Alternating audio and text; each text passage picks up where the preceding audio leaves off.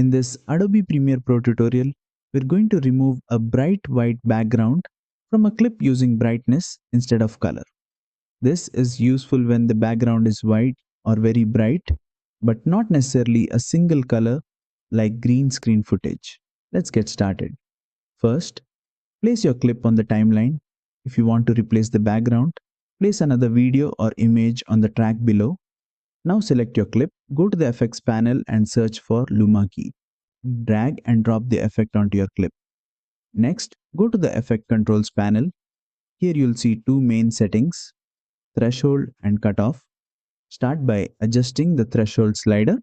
This determines which brightness values will become transparent. As you increase the threshold, brighter areas of the video start disappearing. This helps remove the white background. Next, adjust the cutoff value. Cutoff controls how smoothly the transition happens between visible areas and transparent areas. So small adjustments here help clean up the edges around the subject. Play the clip and fine-tune these settings until the bright background disappears and the subject remains visible.